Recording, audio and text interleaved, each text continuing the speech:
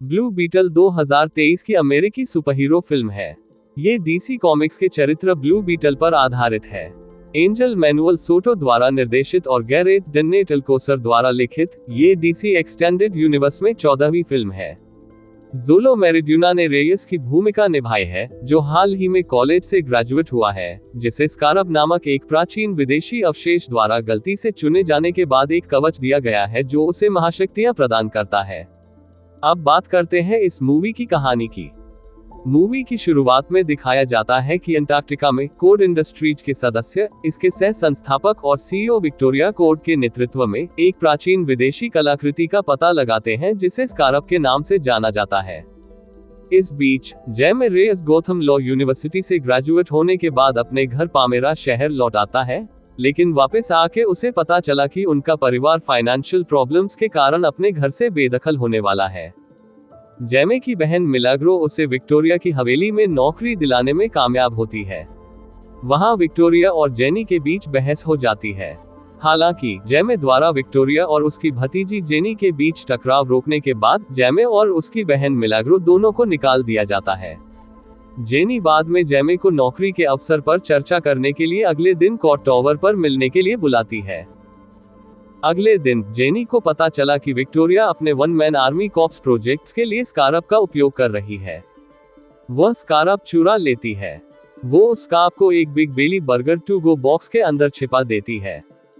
तभी वहां जैमी उससे मिलने आ जाता है। वो उसी समय उस बॉक्स को जैमी को देकर सुरक्षा से बच जाती है और जैमी को उस बॉक्स को न खोलने की सलाह देती है। घर पर जैमी का परिवार उसे स्कारब बॉक्स खोलने के लिए मनाता है। जब जैमी अपने परिवार के कहने पर उस स्कारब को देखने के लिए अपने हाथ में पकड़ता है तो स्कारब सक्रिय हो जाता है और उसके साथ जुड़ जाता है। उसे एक आर्मर एक्सोस्केलेटन में घेर लेता है जो उसे स्पेस में ले जाता है। जैमी का सूट जब उसे उसके घर वापस लाता है तो जैमी जेनी को ढूंढने के लिए निकल जाता है। जैमी जेनी को ढूंढ लेता है और उसे विक्टोरिया के सिक्योरिटी से बचाता हुआ अपने घर ले जाता है। जेनी जैमी को बताती है कि स्कारब एक संवेदनशील हथियार है और उसने स्वेच्छा से जैमी को अपना होस्ट चुना है। स्कारब को जैमी से अलग करने के लिए जैमी के चाचा रूडी की मदद से जैमी और जेनी एक स्मार्टवॉच प्राप्त करने के लिए कोर्ट टावर में घुस जाते हैं, जो कभी जेनी के पिता टेड की थी, लेकिन उन पर विक्टोरिया के अंगरक्षक इग्नासियो कारापैक्स हमला कर देता है, जिसके शरीर में एक ओएमएसी प्रोटोटाइप लगा हुआ है।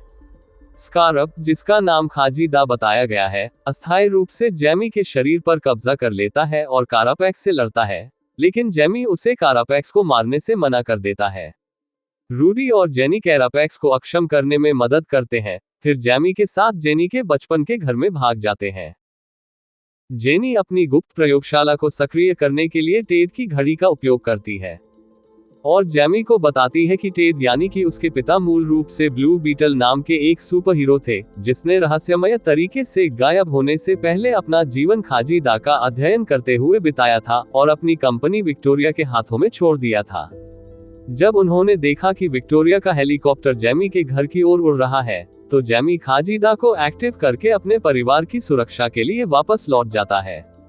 लड़ाई के दौरान जैसे ही जैमी के पिता अल्बर्टो वहां से भागते हैं तो उसी समय दिल का दौरा पड़ने से उनकी मृत्यु हो जाती है, जिससे जैमी का ध्यान भटक जाता है और कारापैक्स को उसे पकड़ने का मौका मिल जाता है।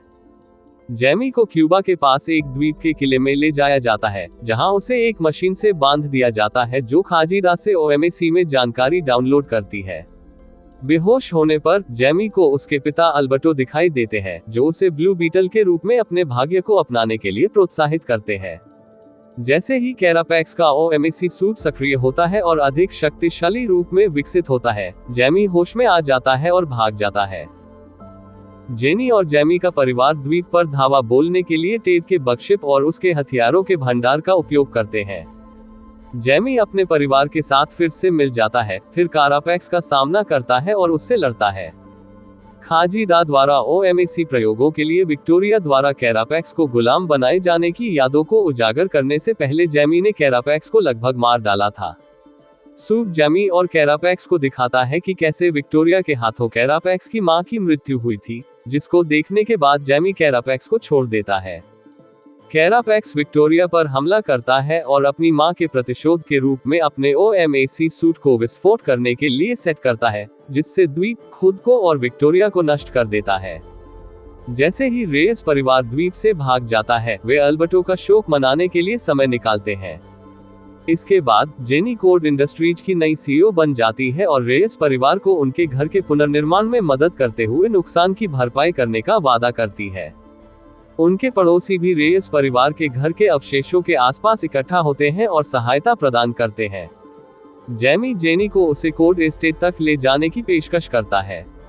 मध्य क्रेडिट दृश्य में टेड की प्रयोगशाला में एक विकृत रिकॉर्डिंग प्रसारित की जाती है, जिसमें जेनी के पिता जेनी को सूचित करने का प्रयास करते हैं कि वह अभी जिंदा है, और इसी के साथ मूवी एंड हो जाती है।